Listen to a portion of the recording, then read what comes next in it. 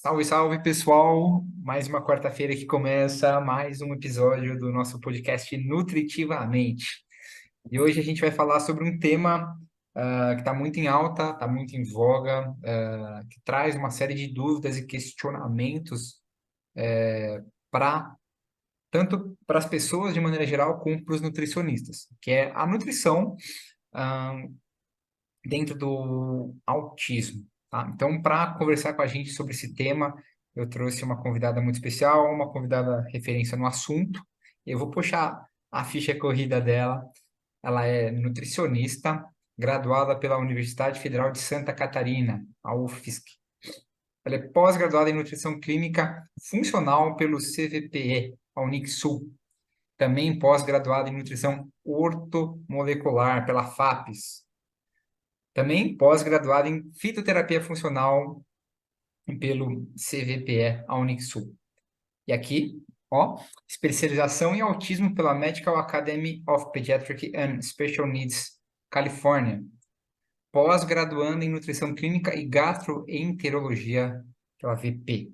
Então, ela atende clinicamente desde 2009, com foco no atendimento de pessoas com transtorno do espectro autista, transtorno de déficit de atenção com hiperatividade, epilepsia, paralisia cerebral, algumas síndromes raras, além de pessoas que buscam tratamento para alergias, distúrbios gastrointestinais e desequilíbrios metabólicos nas diversas fases da vida.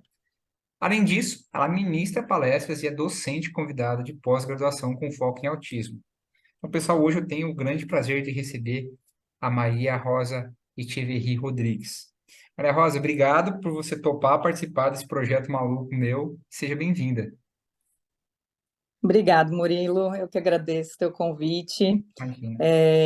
Eu fui enviada aí por uma colega, né, uma indicação sua. Eu ouvi alguns dos seus podcasts, achei muito bacana o seu projeto e resolvi topar essa sua loucura. Obrigado, obrigado mesmo. Bom, Maria Rosa, eu sempre começo perguntando para os nutris que vêm aqui, para as nutris também, a chegada, né? Como é que você chegou aí à nutrição e posteriormente você começou os atendimentos nutricionais aí de maneira bem, entre aspas, aí, nichada com pessoas autistas. Uhum. Bom, se a gente for puxar lá bem do começo, eu acabei chegando na nutrição por uma questão bem pessoal mesmo, né? Então, eu fui uma criança que durante assim, os primeiros anos de vida teve uma alimentação mais vegetariana, porque meus pais eram vegetarianos, cuidavam da saúde. Depois eu descambei a comer muita porcaria, porque tinha essa restrição em casa. E aí eu roubava o lanche dos coleguinhas, comia muita porcaria. E uma criança bastante alérgica, com dermatite, depois começo a ter dores de cabeça muito cedo também, com 8 anos, com questões gastrointestinais. Então, pelos 11 anos de idade, 12 anos de idade, eu resolvi parar de consumir proteína animal, virei semi-vegetariana, parei de consumir chocolates, porcarias, refrigerantes, essas coisas, né? Até por uma consulta e um teste clínico médico, né? Do meu médico da época, ele era homeopata e trabalhava já com alergias e com coisas relacionadas à alimentação, e ele pediu para eu ficar um tempo, um mês, sem uma lista de alimentos. E isso deu bastante diferença, assim, nas minhas dores de cabeça, nas minhas alergias, na minha rinite, né? E eu, opa, tem alguma coisa aqui. Então, resolvi, a partir dali, parar tudo. E eu tinha uma questão com os animais também, né? Com uma certa dó de consumo dos animais. E então, nessa fase aí, ainda criança, eu mudei toda a minha alimentação. Então, eu já tinha essa busca, né? Essa questão com a nutrição. Quando eu fui tentar a faculdade, tentar, né, a escolha da faculdade, eu tentei primeiro biologia. Então, no primeiro ano, porque eu gostava muito de animais, tinha essa questão com não comer carne e tal, sempre fui muito cachorreira, mas tenho alergia a gato, então pensava, bom, se eu for veterinária também não vai rolar, então vamos para biologia. Mas não passei. E aí foi ótimo, na verdade, porque no segundo ano eu tentei, então, a nutrição, porque eu já, né, tinha esse desejo, esse interesse pela alimentação, mas também não sabia nada, né? Mal se falava também dessas questões naquela época, 20 anos atrás, mais de 20 anos atrás. Então, foi por aí. E aí, na faculdade, eu me deparei com uma coisa que não era bem o que eu queria, assim, porque tinha essa visão muito limitada e focada, assim, os primeiros anos que são muito básicos, né, para todo mundo, eu gostava muito, fisiologia, anatomia, eu ia bem, muito bem em todas as matérias. Depois, quando começa mesmo, na metade da faculdade, começa mais a nutrição mesmo, clínica, eu fiquei bem decepcionada, bem chateada. Então, eu acabei, assim, eu fiquei muito desanimada. Eu pensei algumas vezes em desistir, mas eu também não sabia muito bem para onde ir, aí fui fazendo, né? Porque era uma visão, assim, que não me dava muito prazer de trabalhar, que é obesidade, hipertensão, diabetes, Clássico. cálculo de dietas, né? Então, não era bem por aí que eu queria. E quando eu assisto, então, uma palestra no meio da faculdade, assisto uma palestra do Gabriel de Carvalho, que é o nutricionista mais antigo que a gente tem aqui da nutrição funcional, né? Ele que trouxe dos Estados Unidos o conceito e a área da nutrição funcional para o Brasil, junto com Valéria Pascoal e tal, e abre daí a pós-graduação da VP, né? Que é a mais antiga, que é onde eu fiz depois. E ele fala nas aulas, então, nessa palestra, que foi até pela faculdade, a palestra, sobre a relação da nutrição com alergias, com dor de cabeça, com enxaqueca, com TDAH, com outras questões relacionadas que eu nunca tinha visto na faculdade, né? E isso me acendeu uma luz, assim, me abriu um campo esperançoso, assim, né? De, poxa, tá aí. Eu acho que é por aí que eu vou ter que ir depois, né? Tomar o meu rumo, o meu caminho. E foi o que eu fiz, né? Depois eu tive que ficar mais um tempo ainda terminando, né, a faculdade, porque a minha faculdade tinha 5 anos, isso foi lá pela quinta fase. Então, depois eu fui me especializar logo que eu me formei em nutrição funcional. E aí abriu um campo de estudo muito maravilhoso, onde eu me apaixonei, assim. Então, acho que esse foi o primeiro. Ah, então já engato no autismo? Pode ser também. Sei, então eu já queria É, aproveitar com você aí como é que foi o autismo, né? Como é que chegou no autismo? como é que eu cheguei? Então, eu, assim como questões alérgicas, enxaquecas e tudo mais, eu também, naquela época, não tinha diagnóstico nem nada, mas tinha uma hipótese aí, né? Eu me achava muito desatenta, com dificuldade de foco, então eu me auto-rotulei, diagnostiquei, depois de até de ler um livro muito famoso, né? Mentes Inquietas, de uma psiquiatra famosa, eu me identifiquei com aquilo, né? Poxa, eu acho que eu tenho TDAH também. Então, TDAH e autismo são primos irmãos, né? Não foi bem por aí, mas foi por aí também, né? Então, quando eu comecei a atender o, clinicamente, já com essa visão da nutrição funcional, né, com essa visão de olhar o todo, de olhar o ser humano como um todo, né, nessa questão integral de verificar como que estão os sistemas e as interrelações dos sistemas e dos desequilíbrios no organismo. Sistema gastrointestinal, de detoxificação, as alergias, né, disfunções imunológicas, questões emocionais, estresse, tudo isso, né, em desequilíbrio, trazendo para a gente, então, os sintomas, né, as demandas que chegam no consultório. Então, eu passei, inclusive, a gostar de trabalhar com emagrecimento, porque, na verdade, muitos pacientes chegam para a gente no consultório com essa demanda, né? É, Eu vim na nutricionista porque eu quero emagrecer. E aí eu pensava, nossa, não é bem isso que eu quero fazer. Mas entendendo a obesidade ou o sobrepeso como um desequilíbrio de todo o corpo, né? E não simplesmente mexer em caloria e fazer, né, essa abordagem mais simplista, isso também começou a me abrir assim uma outra possibilidade, um outro olhar para tratar, inclusive o emagrecimento. E aí eu comecei a gostar, né? Então as pessoas começaram a aparecer para emagrecer, mas eu via que tinha alergia, que eu tinha problema gastrointestinal, que tinha um monte de sintomas que a gente poderia melhorar se a gente fizesse isso, isso e aquilo. E aí eu começava a emagrecer sem querer a pessoa, porque eu nem contava caloria, porque eu era não trabalhava com cálculo, porque eu era avessa até a trabalhar com cálculos, né?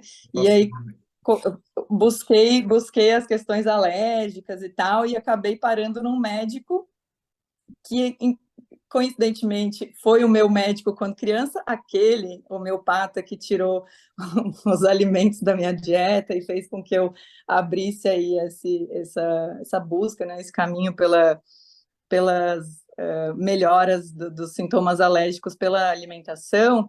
Eu acabei caindo no consultório dele para conversar sobre alergia e ele me convidou para trabalhar com ele, então, né, o Dr. Rogério Rita, que é até bastante conhecido na área de autismo e tal, aqui em Floripa e também no Brasil todo. E, enfim, daí começamos a trabalhar juntos, ele já estava já alguns anos atendendo pacientes autistas, ele já estava se especializando nos Estados Unidos, né, nessa mesma especialização que depois fui fazer também, e eu fui, então, suprindo essa demanda que tinha no consultório dele, que ninguém trabalhava, né, ninguém atendia indivíduos autistas, e aí eu comecei a me apaixonar, comecei a ver que tinha muito a ver com esse tratamento integral que eu já estava, né, me especializando, já fazia estava terminando já a pós-graduação da nutrição funcional, e aí tudo foi se encaixando, né, em pecinhas, assim, bom, dores, transtornos gastrointestinais, alergias, ites, também afetam o comportamento, também pioram, né, podem piorar ou melhorar os comportamentos dos indivíduos com autismo, inclusive também com indivíduos com TDAH, e aí as coisas foram se encaixando e eu fui me especializando cada vez mais e buscando cada vez mais entender isso, né, buscando fontes fora, porque aqui a gente não tinha praticamente nada sobre isso, né, e pouquíssimos profissionais trabalhavam com isso aqui no Brasil, então eu fui entrando de cabeça nessa área e fui virando a nutricionista que trabalhava com autismo. legal. Depois foram aparecendo, né, outros e fui aceitando também palestras e coisas nessa área de autismo só. Então, se me convidavam para outras palestras, eu não era muito de aceitar, mas autismo eu sempre topava falar, né? Com as minhas dificuldades aqui com aulas e exposições e palestras, mas eu ia, né? Topava o desafio e eu fui dando, inclusive depois fui dando cursos, né, para nutricionistas, curso médico e nutricionista, a gente fazia essa parceria, e o doutor Rogério, então a partir daí foi surgindo muitos outros profissionais também olhando para isso, né? E trabalhando com isso e se especializando. Então, poxa, história bacana, né? Enfim, acho que Comprida também, né? Então, se eu estiver não. falando demais, você pode Imagina, não, a gente vai conversar intervir. hoje. Quem está ouvindo vai ganhar praticamente uma consulta aqui hoje, literalmente uma aula, podemos dizer assim. Enfim, Maria Rosa, o pessoal ainda tem muita dificuldade em entender o que que é o autismo, né? Ou então o que que é o transtorno do espectro autista. Você pode explicar de maneira mais, entre aspas, aí, simplista, de maneira reta e direta, o autismo é Uhum, isso, é aquilo, uhum, por favor. uhum. Então, hoje a gente tem um diagnóstico que é de transtorno do espectro, por ser um espectro, né, é, de níveis, assim, né, hoje a gente falei, tem níveis de suporte, de condições, é um grupo de condições que são heterogêneas do neurodesenvolvimento, que é caracterizado pelo comprometimento precoce de três principais áreas de habilidades, né? Habilidades sociais, comunicação social verbal e não verbal, e comportamentos restritos ou repetitivos. Então, isso é o que faz, né, que direciona para o diagnóstico, tá? Então, a gente tem, só que as pesquisas têm mostrado para a gente que, para além de um transtorno relacionado ao comportamento, ou a questão diretamente relacionada ao sistema nervoso central, ao cérebro, a gente tem também uma série de outras comorbidades que já se fala em transtornos de todo o sistema, assim, né? Então, como se o transtorno do espectro autista não fosse só relacionado ao cérebro, ao comportamento, né? E essa questão social, e sim a um apanhado de transtornos em diversos sistemas também. São teorias novas, né, que os estudos vêm apontando também, porque são indivíduos que têm muitas comorbidades associadas. E quanto menor é quanto mais demora, né, para intervenção precoce, mais as comorbidades elas vão se somando. Então, que comorbidades são essas? Tanto biológicas quanto psiquiátricas, né? Então, são comorbidades de ansiedade, o próprio TDAH, ele entra também como uma comorbidade, problemas, distúrbios de sono, epilepsia. Então, posso ter os distúrbios gastrointestinais, são muito prevalentes, né, no autismo, então se coloca entre 70%, 80% até 90% de prevalência aumentada de distúrbios gastrointestinais no TEA.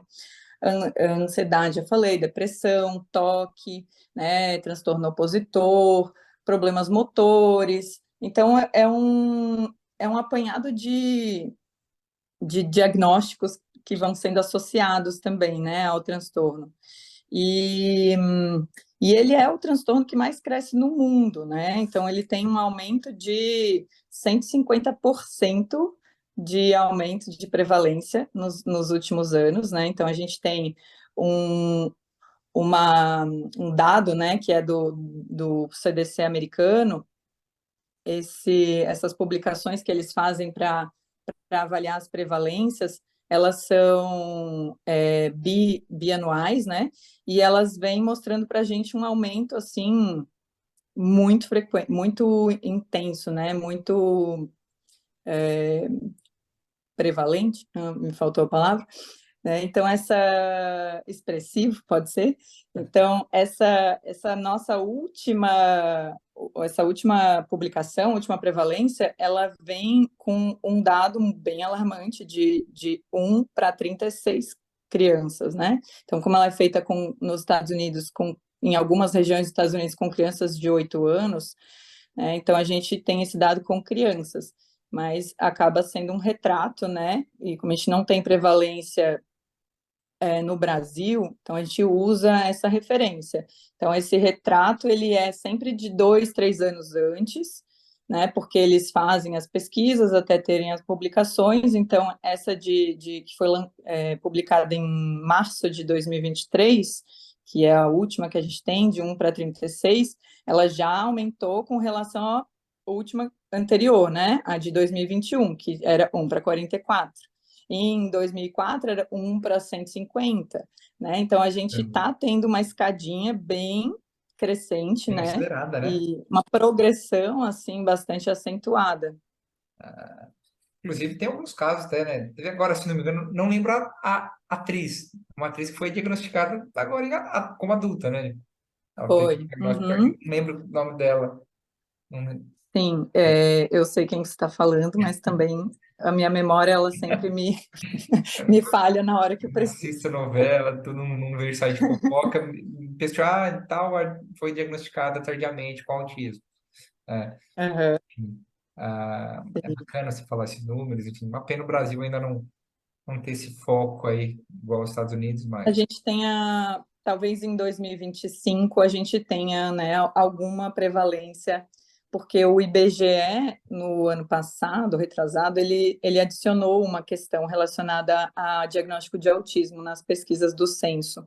Então, parece que é 2025 que a gente terá essa publicação, né, do IBGE. Então, a gente já vai ter algo mais próximo da nossa prevalência.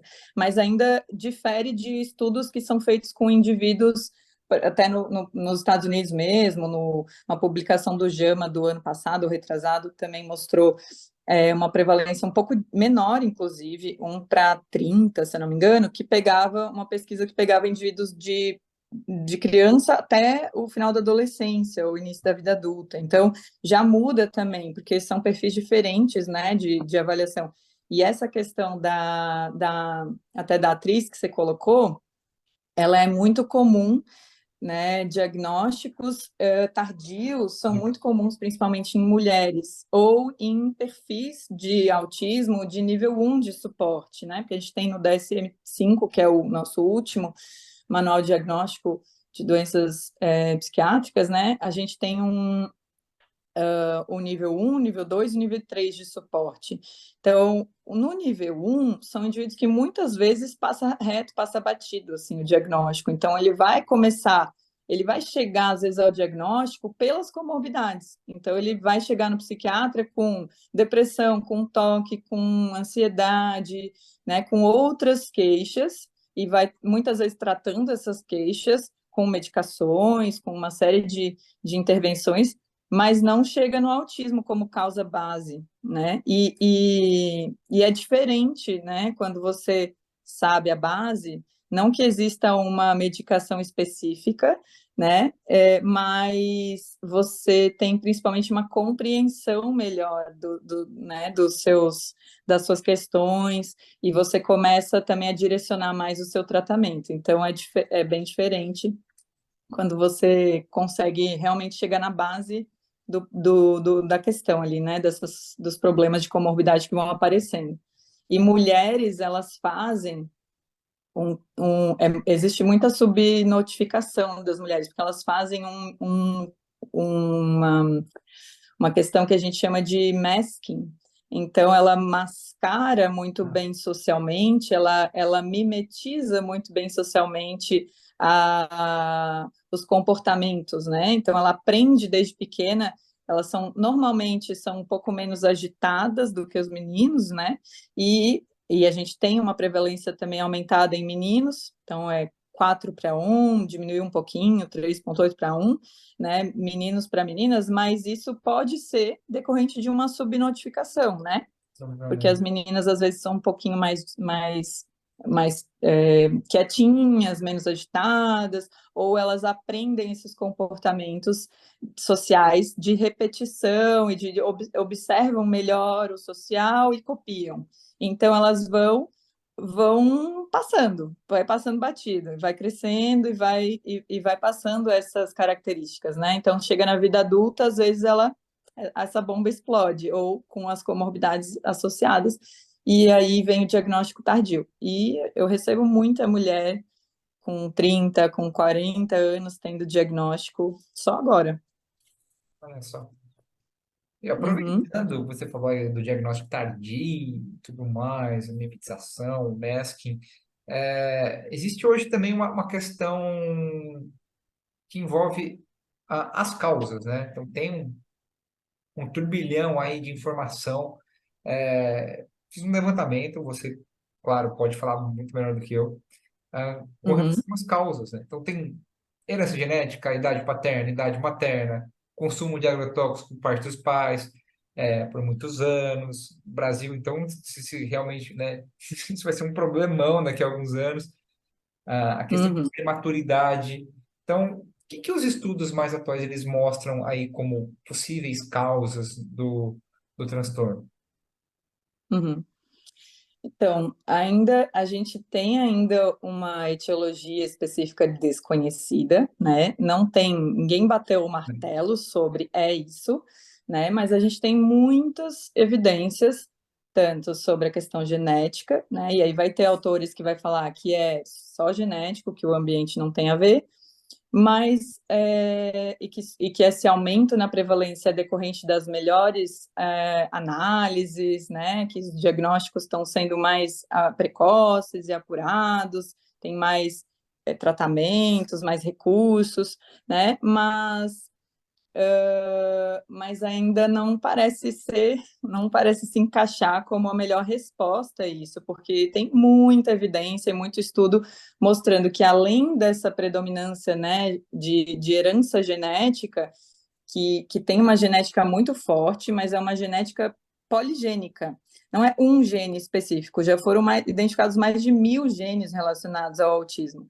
E genes que às vezes podem estar na população em geral que não tem o autismo, né? Então, a gente tem uma predominância de aumento de polimorfismos genéticos nessa população. Então, polimorfismos genéticos são condições de variantes genéticas que acontecem na população como um todo, como, por exemplo, se você é mais ou menos tolerante à cafeína, se você metaboliza melhor ou pior a cafeína, ou se você tem uma tendência a absorver melhor ou pior a vitamina D.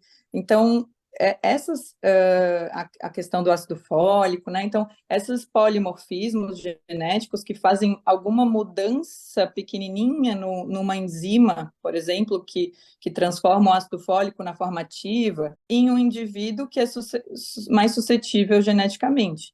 Então, o gatilho ambiental de exposição, materna a infecções, por exemplo. Então, a gente pode, a gente tem vários estudos que associam uma simples virose, o vírus da gripe na,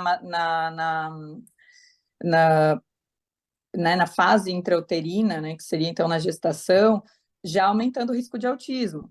Mas toda criança que a mãe teve gripe e teve autismo, não, porque ela não tinha o gene que fazia com que ela, né, tivesse esse aumento de risco. Ou a combinação de genes, ou a combinação de N fatores, né? Porque não é um fator isolado. Então, ele é multifatorial, poligênico, então é muito complexo, porque não existe um autismo, né, um indivíduo que vai ser idêntico ao outro, no sentido nem do desenvolvimento, dos gatilhos que levaram esse indivíduo a ter o autismo, a desenvolver o autismo, e nem nas condições fenotípicas, né? Que são depois como esse indivíduo se expressa, né, no mundo, quais são os comportamentos, quais são as questões que ele tem de saúde, né? Isso é muito variado. Então, a gente tem estudos com metais pesados, a gente tem estudos com bisfenol do plástico, com organofosforados dos agrotóxicos, temos estudos com medicamentos na gestação, uso de medicamentos na gestação. Então, um modelo animal muito famoso, muito conhecido, muito estudado, para se transformar um animal, né, em modelo de autismo para se estudá-lo, é a intoxicação, a exposição dessas ratinhas ao ácido valproico, que é um medicamento para epilepsia, e ele aumenta o risco de autismo, né? Então, a gente tem outros medicamentos que já foram também relacionados ao TDAH, outros atrasos e transtornos do neurodesenvolvimento, como alguns antidepressivos, né, como paracetamol. Então, a gente acaba tendo um complexo, né, de associações, aí a desnutrição, a deficiência de nutrientes no período intrauterino, como deficiência de zinco, deficiência de ferro, deficiência de vitamina D, que comprovadamente aumentam, né, o risco dessa criança ter atraso no neurodesenvolvimento ou de ela ter um parto prematuro, né, outras deficiências nutricionais, obesidade materna, diabetes gestacional. Então, são condições inflamatórias que acabam fazendo com que essa gestante inflamada modifique o ambiente, né, intrauterino, e esse indivíduo ele vai receber mais substâncias inflamatórias e pode mudar o neurodesenvolvimento. Então, pode mudar, inclusive, o que a gente chama de epigenética, né? Então, a epigenética está bastante relacionada também. E aí, o fenótipo de autismo se expressa, né? Então, que pode ser numa criança que nasceu já com várias características, que já não olhava direito na hora de mamar, não fazia contato visual, já era uma criança que tinha mais dificuldades sensoriais, ou então tem até alguns estudos de análise precoce de bebês recém-nascidos para tentar identificar algumas características que podem já levar esse bebê a ser um bebê de risco, né? E porque o diagnóstico ele é mais tarde um pouco, né? O diagnóstico geralmente vem depois de 1 ano e meio, 2, até os 3 anos. A gente acaba tendo diagnósticos mais tardios que esses, mas em geral é nessa fase. E o muito comum é o autismo regressivo, é o que está mais relacionado, inclusive, às questões ambientais que a gente vê na prática e nos estudos, né? Então, o autismo regressivo é aquele indivíduo que aparentemente, às vezes já tinha algumas coisas, mas que os pais não perceberam, passou batido, ninguém percebeu, a escola não percebeu, até o pediatra não percebeu. Lá, tá um pouquinho tá atrasado ali para falar, e aí o pediatra, não, cada um tem o seu tempo, vamos esperar mais um pouquinho, já tem 2 anos, a criança não fala nada, né? Então, às vezes já tinha alguns atrasos motores ou da fala, né? Alguns comportamentos ali de interação diferente, mas vai se acentuando, né, esse atraso à medida que a idade vai passando, ou é uma criança que estava com o nível, os desenvolvimentos, os marcos todos certinhos, tudo bonitinho, estava falando já algumas palavrinhas, fazia o contato visual, atendia quando chamado, apontava, e de repente, de um dia para o outro, ou naquele mês, devido a o que é muito comum, devido às infecções de repetição, começa aí uma infecção de ouvido, uma otite, uma sinusite, uma pneumonia, aí usa antibiótico, daí esse antibiótico modifica nosso sistema imunológico e a nossa microbiota intestinal. Então, a gente vai tendo gatilhos ambientais da microbiota, do sistema imune, que muitas vezes aquela criança já tinha o perfil genético com alguns desequilíbrios, né? Já tinha uma predisposição. E aí, pronto, tá feito o estrago, né? Tá feito esse gatilho ambiental, já vai ser um disparador de uma mudança, né, nesse cérebro, de uma mudança nessas conexões, nessas podas neuronais, e aí ela pode parar o desenvolvimento de uma hora para outra. E isso é bem comum no consultório, esse autismo regressivo, né? Tava indo, daí parou e perdeu as habilidades. Pura, né? É. Bom, depois da gente entender que não é uma causa só, pessoal, né? Você fala, olha só, é isso aí, você vai ter filho mais velho, vai ter autismo. Não, não é isso. Eu ouço muito isso, né? Até um certo preconceito. Aumenta risco, né? São É, os riscos que vão aumentando. vou puxar agora um pouquinho para a nossa profissão, para os nutris. É comum que os autistas eles apresentem uma seletividade alimentar, né? Então, Uhum. eu já vi alguns estudos aí, inclusive, que falam de uma correlação com cor, com textura e até com tamanho dos alimentos, né? Então, isso procede, Maria Rosa? De que maneira você puder explicar para a gente, quem está ouvindo, por favor? Procede.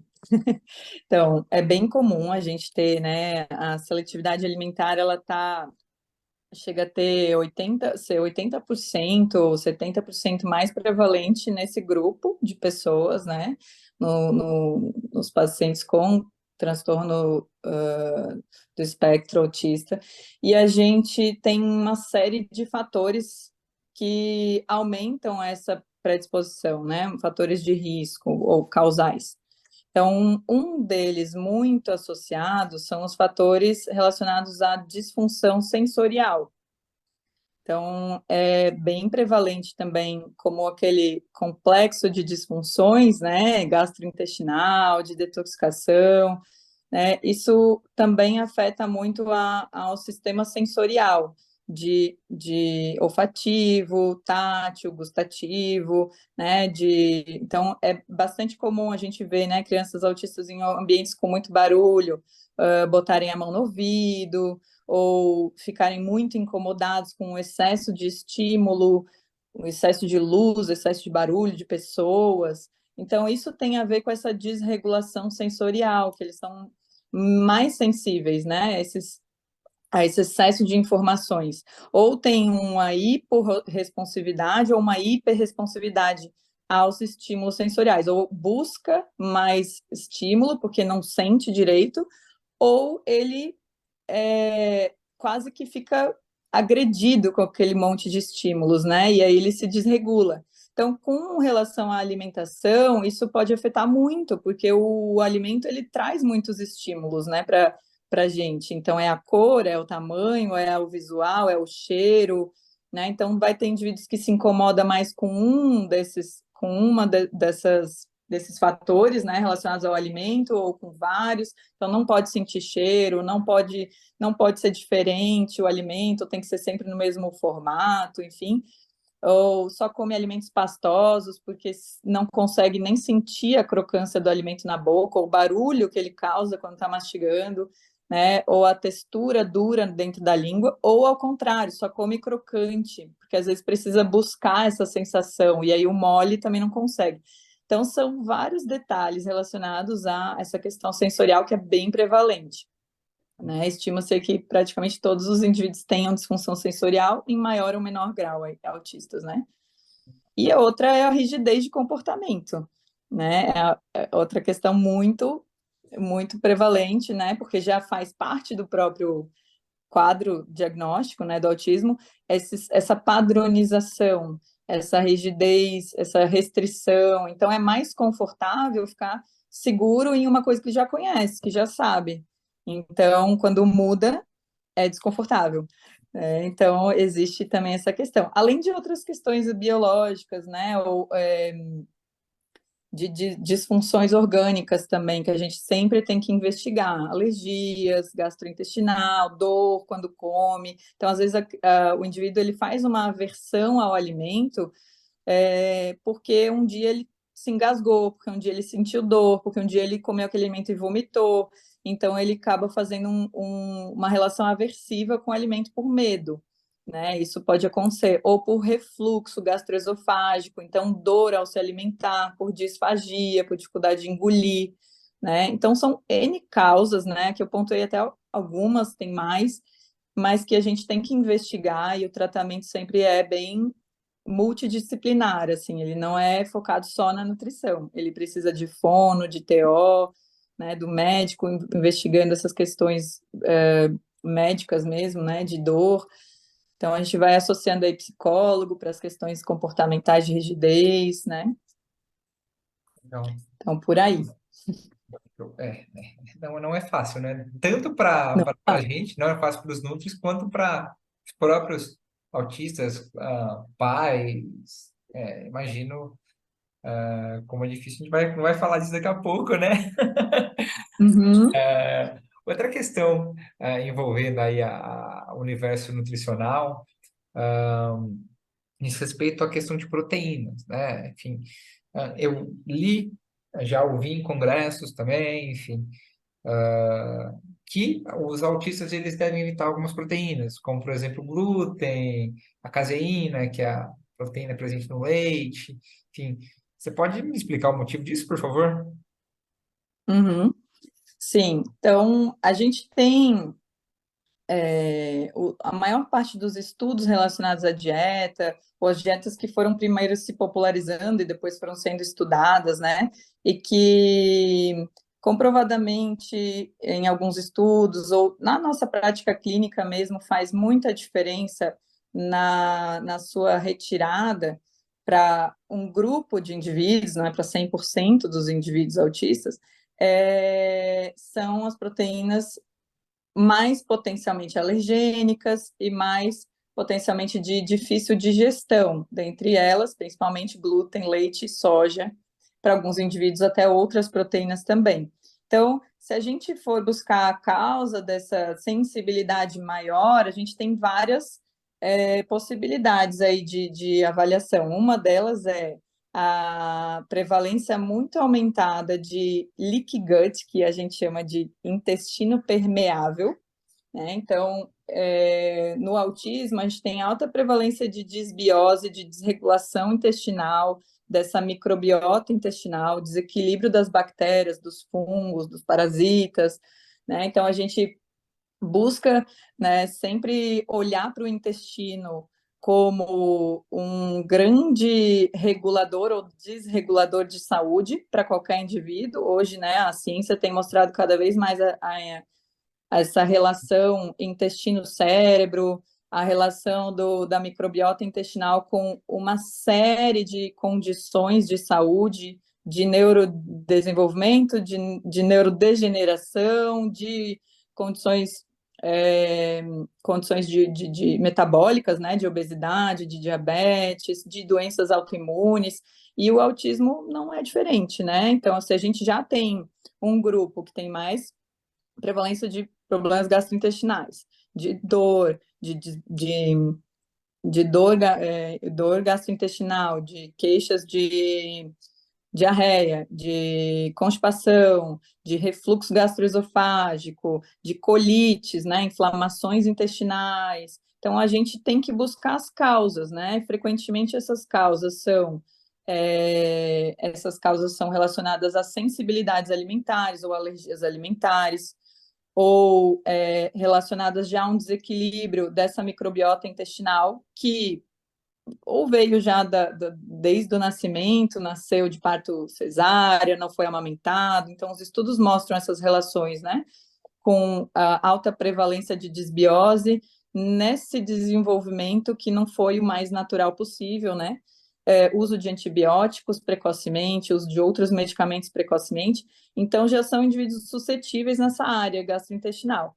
Quando a gente associa isso a uma má digestão, deficiência de enzimas digestivas, que também temos, né, evidências nesse grupo, com proteínas de difícil digestão, a gente junta, né, duas coisas que se intensificam, aí se potencializa o potencial problemático, né, desse alimento acaba sendo maior para esse grupo, porque eles não digerem muito bem, né, eles podem ter deficiências de enzimas, inclusive específicas, que quebram partezinhas da proteína do glúten, do leite, da soja, e isso faz com que essa proteína mal digerida, mal processada, no intestino que já está com aumento de permeabilidade intestinal, né, que a gente, em inglês o termo é leaky gut, como se fosse intestino vazante, né, como se fosse uma peneira furada, ele pode escapar, né, e passar para a corrente sanguínea, e isso vai gerar mais alergias,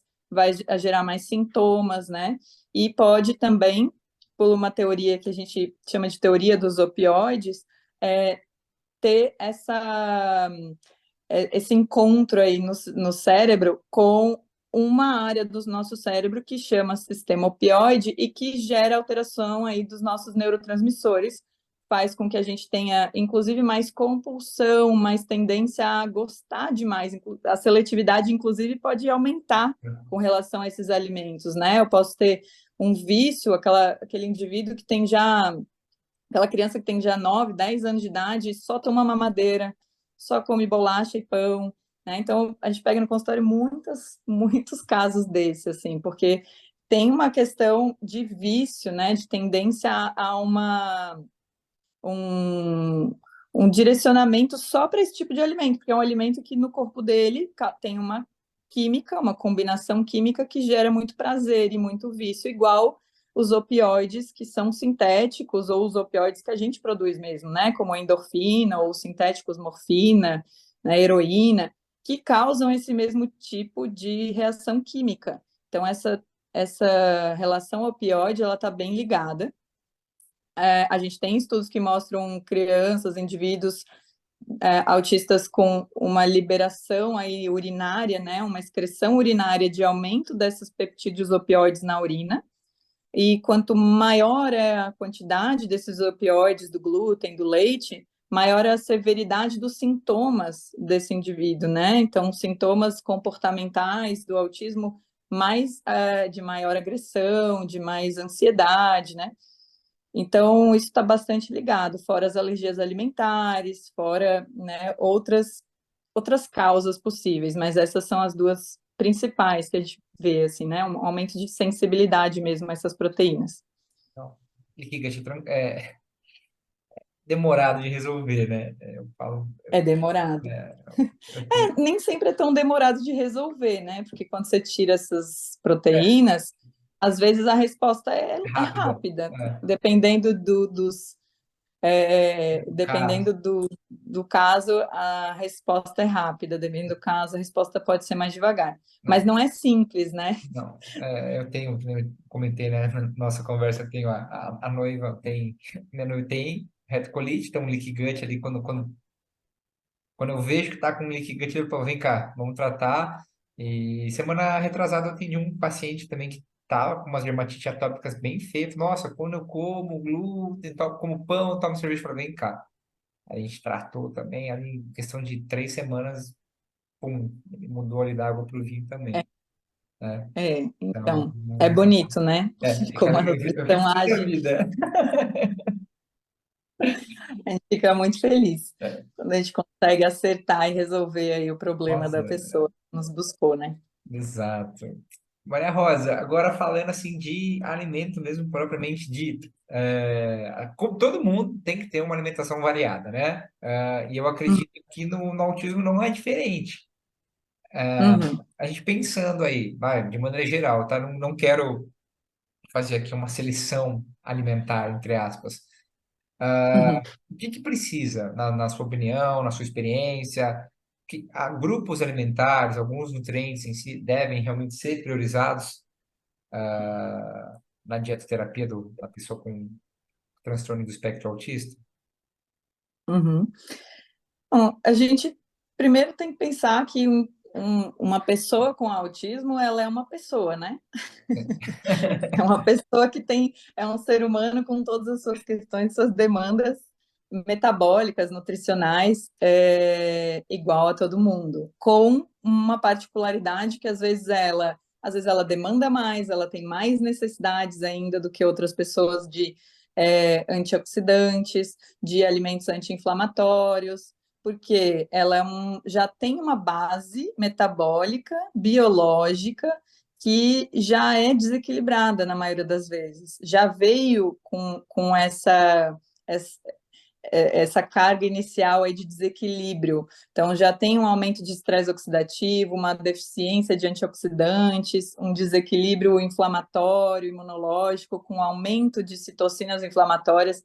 Então, a gente precisa priorizar uma dieta o mais saudável possível, o mais limpa e natural possível, com uma boa variedade nutricional para a gente também priorizar boas bactérias intestinais, uma microbiota intestinal saudável que gosta de variedade e gosta de alimentos naturais, né? Gosta de frutas, gosta de vegetais, gosta de alimentos integrais, né? Não gosta de industrializados, não gosta de alimentos ultraprocessados, então nem as nossas bactérias intestinais e nem o nosso organismo, porque isso aumenta processos inflamatórios, aumenta estresse oxidativo. Então, se eu tenho um indivíduo que já é predisposto a isso e eu ainda alimento ele com empacotados, com pouca fruta e verdura, que é o desafio, né, o grande desafio do indivíduo com seletividade alimentar, que às vezes não come grupos inteiros, né, elimina grupos inteiros, não come nada de fruta, não come nada de verdura, não come ou só come determinados alimentos, ou come muito empacotado. Então é um grande desafio a gente modificar essa alimentação, mas é para onde a gente tem que ir, para onde a gente tem que olhar, mirar, mesmo que demore, né? A gente vai mirar nessa dieta o mais plant-based, o mais natural possível e rica nutricionalmente, rica em polifenóis, fitoquímicos, antioxidantes e anti-inflamatórios e pobre, né, equilibrada nas outras coisas que geram mais inflamação. Isso certamente é o caminho, né? Questão curiosa minha aqui, antes de entrar na questão. Eu fiz o curso famoso aí no Brasil de modulação intestinal, estava na moda, né? Eu fui fazer por causa Uhum, dos problemas familiares que eu tenho aqui, né? Questão de food maps, tem alguma alteração Agora é uma dúvida minha, tá? Tô fugindo aqui um pouco do uhum, que eu tinha imaginado para o nosso papo. Tem alguma uhum, alteração? Melhora, não melhora? Enfim. Acaba sim, sendo um pouco restritiva, né? Mas ah, uhum. para quem tem autismo, tem alguma alteração? Não? Sim, então, a gente tem uma prevalência elevada de sintomas que se encaixariam muito bem em uma síndrome de intestino irritável, né, nos indivíduos, seja crianças ou seja adulto. Então, como a síndrome de intestino irritável, né, não estudos com autismo e FODMAPs especificamente, não temos, mas a gente tem FODMAPs, dieta low FODMAPs para pediatria com síndrome de intestino irritável, né? Ou com SIBO, que é o supercrescimento bacteriano, né, no intestino delgado, e que também é prevalente. Então, a gente pode, em alguns casos, dependendo do, né, quando o manejo é mais difícil, porque quando a gente faz aquela mudança inicial de tirar os alimentos alergênicos, melhorar a dieta e tal, muitas vezes os problemas gastrointestinais já se ajustam muito bem, né? E vão melhorando os outros sinais e sintomas, o sono, a irritabilidade, o comportamento, tudo. E às vezes tem aqueles casos mais difíceis de manejar, mais complexos, que realmente é uma SIBO, um desequilíbrio maior do intestino, ou tem realmente uma síndrome do intestino irritável. E nesse caso, às vezes, a dieta de baixa fermentação, ela pode ser bem-vinda, sempre pensando, né, que na maioria das vezes, não é todo mundo, que a gente atende adultos, autistas, tudo, mas quando a gente fala de criança, a gente tem que tomar muito cuidado, né, com uma série de fatores. Um, porque dieta super restrita. Exato. Então, a própria, né, próprio protocolo da Low FODMAP já orienta que não se faça por tempos prolongados, mais de 6, 8 semanas, porque pode começar, o que melhorou no início pode começar a virar o jogo e diminuir os substratos fermentativos para as boas bactérias. Então, você começa a diminuir substrato para as que estavam lá incomodando, mas chega uma hora que também não tem para as suas boas proliferarem. E aí a gente faz também uma desbiose aí secundária à restrição alimentar, né? Sim. E então a gente tem, às vezes dá para fazer uma. Eu, em geral, faço mais adaptada, né? A gente tem até estudos também com pediatria adaptadas.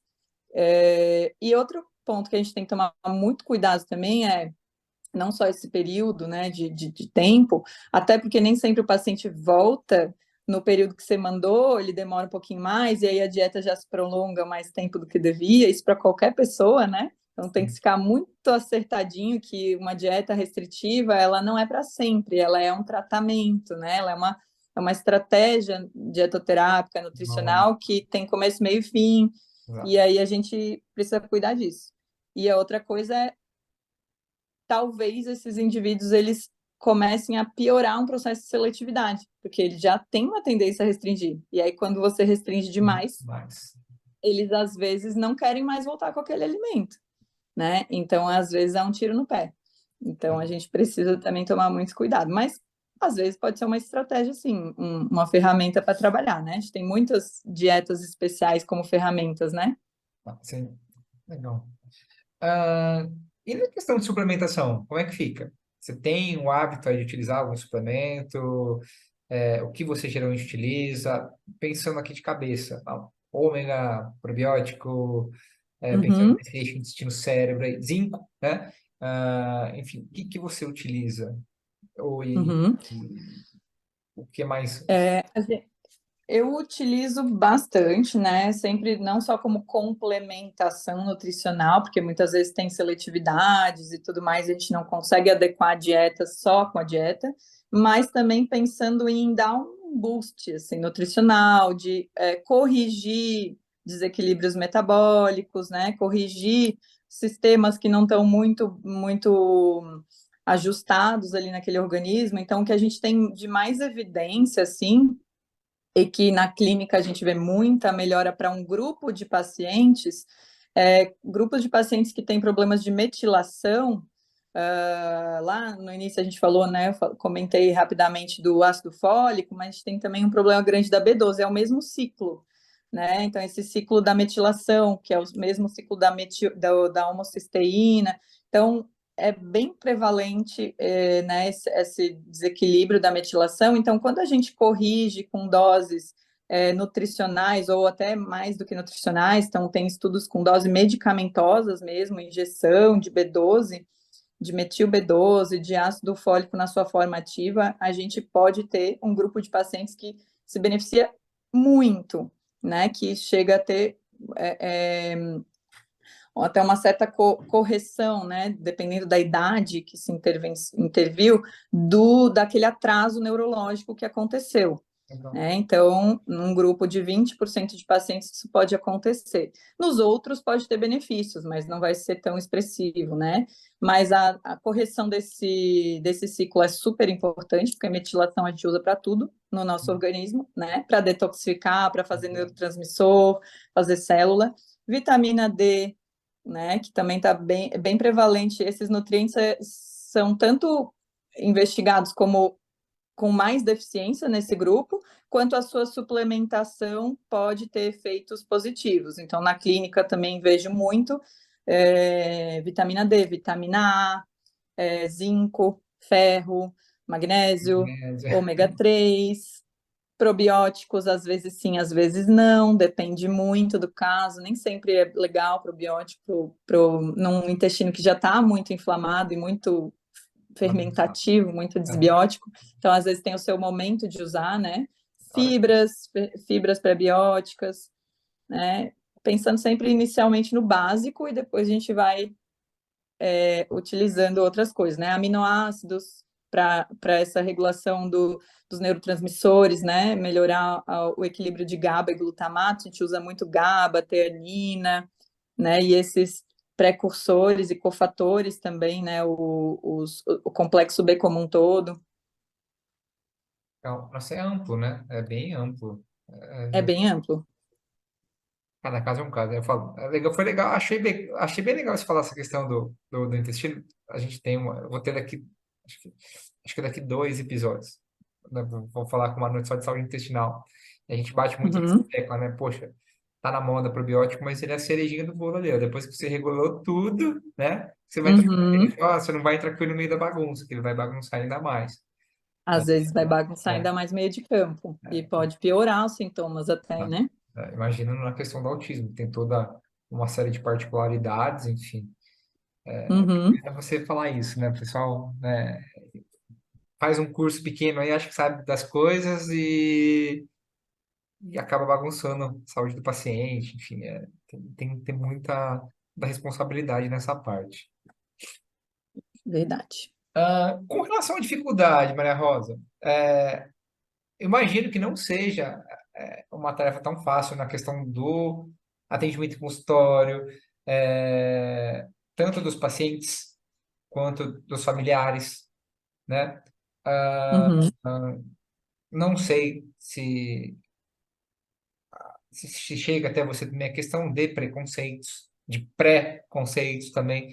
Então, eu queria saber um pouquinho da questão de dificuldade em consultório e os impactos aí da alimentação adequada na qualidade de vida de uma pessoa com o transtorno do espectro autista. Quanto tempo, mais ou menos? Sei que cada caso é um caso, tá? Não estou generalizando aqui. Mas em quanto tempo aí você consegue ver melhorias? Nossa, esse paciente realmente evoluiu em tanto tempo, tira ali um determinado período, enfim.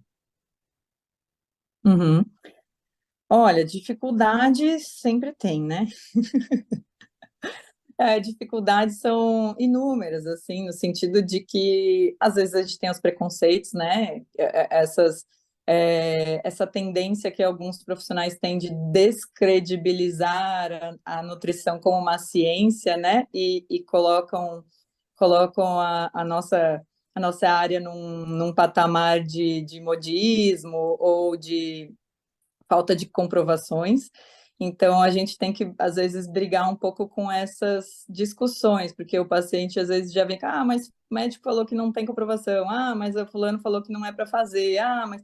Então, você tem que trazer essa consciência, esses conhecimentos científicos. Não somos só nós, não sou eu aqui sozinha no consultório que estou falando isso, né? Então, a gente tem aí uma vasta quantidade de publicações, né, que estão mostrando para a gente essas questões, e tem a nossa experiência clínica também, né, de anos, assim, vendo as respostas.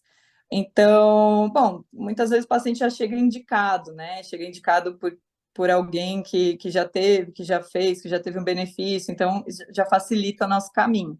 Mas ainda assim, às vezes a gente ainda tem um impasse ali de pessoas, profissionais que não levam muito em consideração o nutricionista, até na equipe multidisciplinar, né, do atendimento do autismo, que é a nossa briga aí para a gente estar incluso nessa equipe.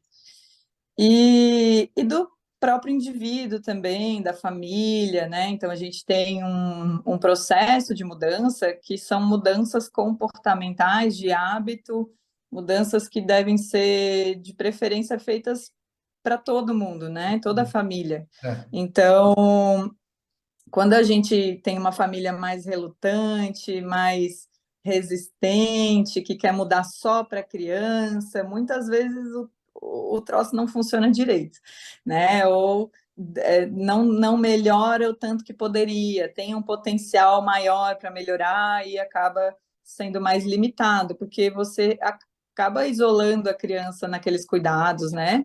E quando a gente pensa em alimentação saudável, em qualidade de vida, né, são mudanças de hábitos que são para a vida, então, e de preferência para todo mundo. Então, quando engaja a família toda, e aí por isso a minha sala é grande, tem um monte de cadeira, tem sofá, né, que é para, às vezes vem 6 pessoas tem da família, galera vem vó, inteira.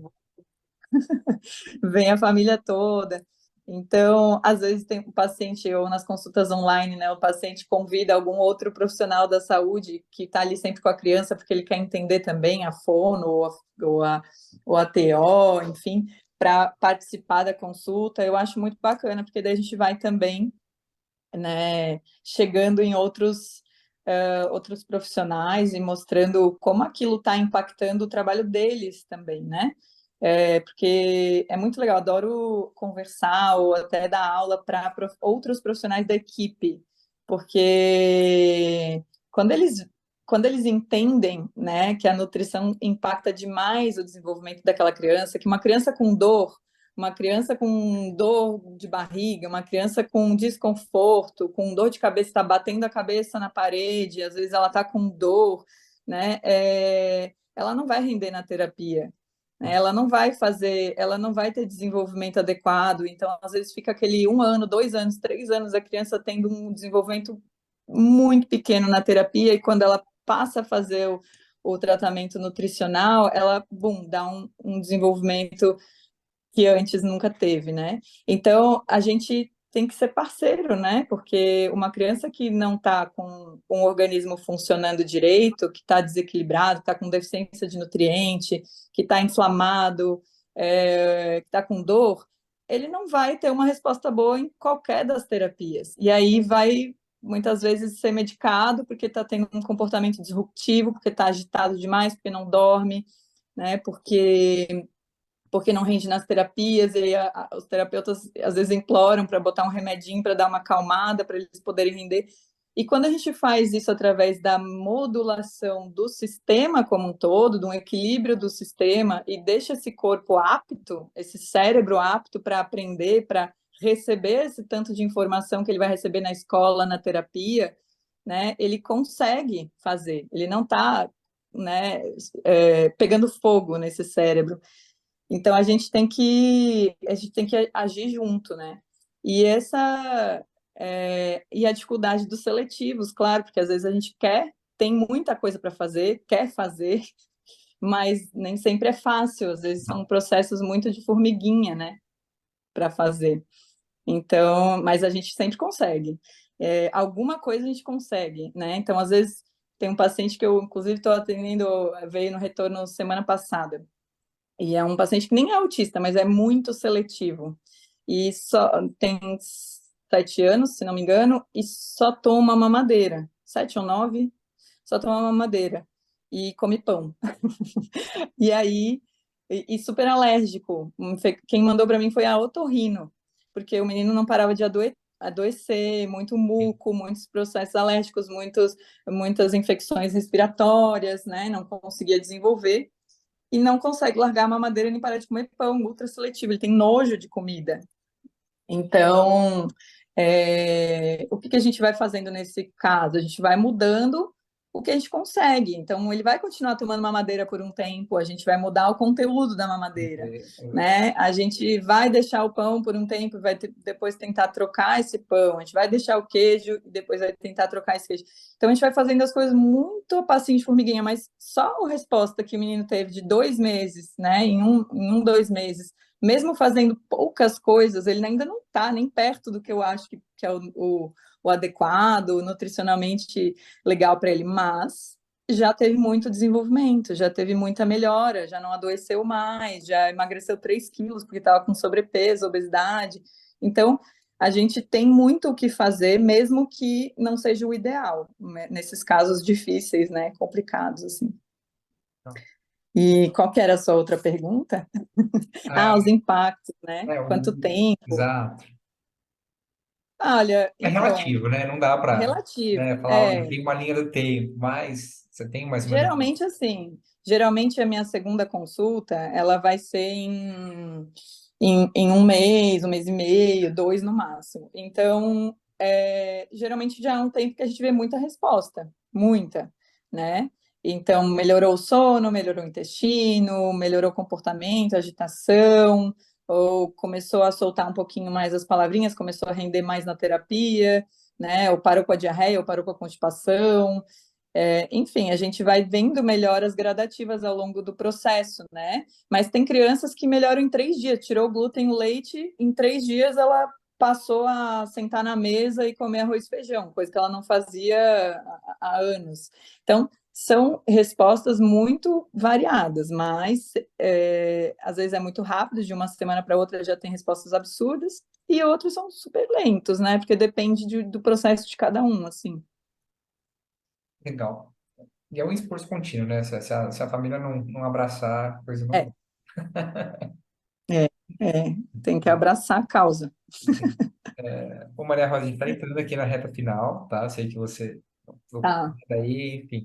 Então, tem algumas perguntas meio clichês, mas eu acho que a gente tem que fazer para você trazer à tona, enfim. Uhum, Hoje, para você, qual é a sua maior satisfação de trabalhar na área? uhum.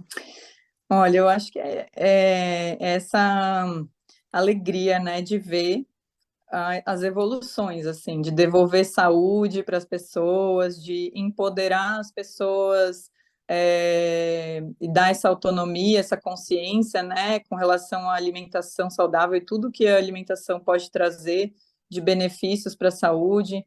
Mostrar que, né, no caso do autismo especificamente, a gente tem ali uma melhora muito grande de comportamentos, de saúde, para de adoecer, começa a dormir. Então, isso traz um impacto gigantesco na vida dessa criança e dessa família.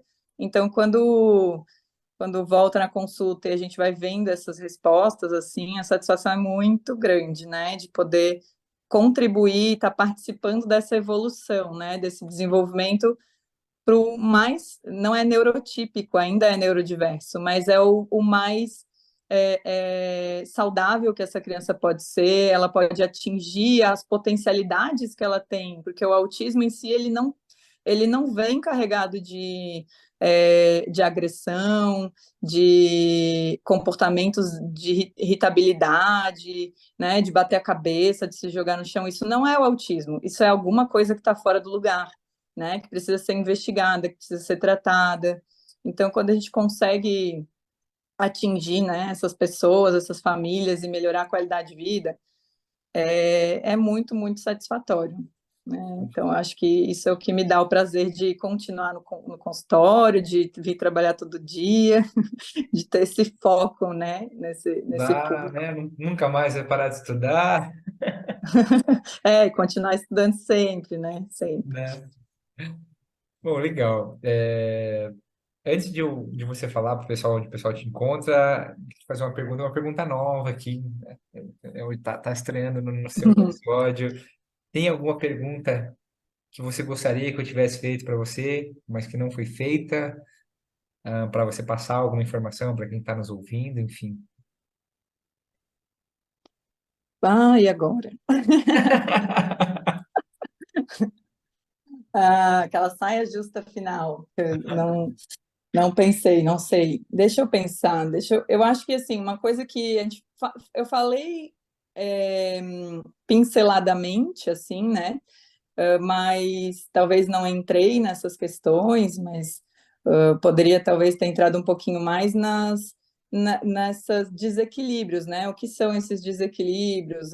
Desequilíbrios de metilação, de estresse oxidativo, de inflamação, e relacionado a isso, a gente precisa investigar, individualizar cada caso. Então, o tratamento, ele é sempre muito individual, aquelas pecinhas do quebra-cabeça que a gente vai, né, tentando investigar e fechar quando a gente está com um paciente na nossa frente, né, que às vezes demora muito tempo para a gente entendendo o perfil, né, desse paciente, é o que vai dar o tom, né, dessa individualidade. E o tratamento ele sempre vai ser muito individual, dependendo do que impacta mais essa pessoa, né, que está na nossa frente. Então, não existe um tratamento único, não existe uma dieta única, né, ou uma suplementação que vai funcionar para todo mundo, mas existe essa individualidade relacionada à genética e ao metabolismo de cada um, né? E, claro, não dá tempo da gente esmiuçar cada questão dessa, mas é por aí, é saber que é um organismo que, para além do comportamento, das dificuldades, né, sociais, ele muitas vezes vem impactado com dificuldades e inabilidades também metabólicas, e a gente precisa olhar para isso, né? Isso, isso impacta demais o fenótipo, como esse indivíduo vai se expressar e como ele vai se desenvolver. Então, acho que é isso, não sei. Bacana, já está respondido, então. Então, tá, então, respondi.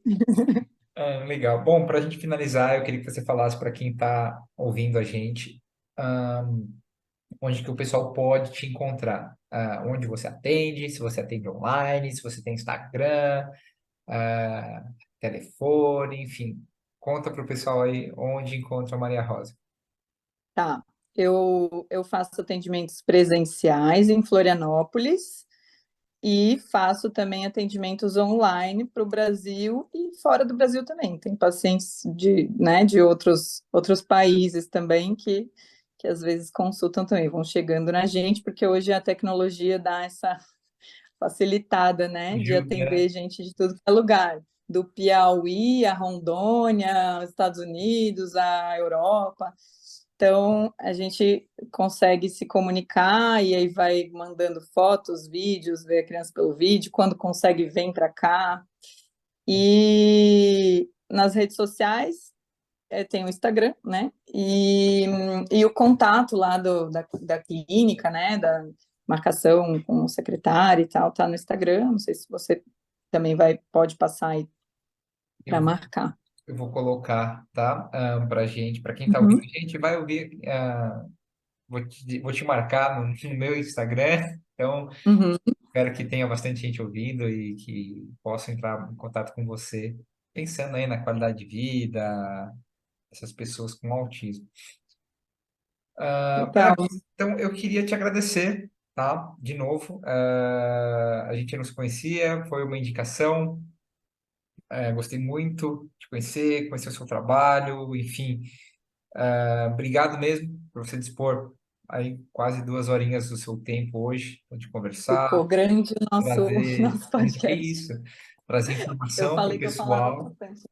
Eu acho que quanto mais informação tiver, melhor. Então, podia ter 3 horas, 4 horas, enfim. É um tema muito importante, é um tema que está em alta. Então, muito, muito, muito obrigado. Eu queria te agradecer mesmo, e, enfim. Obrigado pelo convite. Eu também adorei te conhecer, gostei do seu projeto, do seu podcast. Quero ler seu livro. Legal. E, e foi bom, foi tranquilo, foi suave, né? Foi uma conversa, bate-papo aí. Eu já tive outros convites de podcast, meio que recusei, não sou muito dessa vida nova dos podcasts, mas eu gostei simpatizei com o seu projeto e gostei bastante. Obrigado mesmo pela oportunidade e por essa conversa. Obrigado, obrigado. Eu que agradeço. Esse foi mais um episódio do podcast Nutritivamente. Canção de abertura Credit, Horizon. Trilha sonora de finalização Unwound, Oaks Studio. Direção criativa, produção executiva, consultoria científica, edição e concepção Murilo Camano Muro.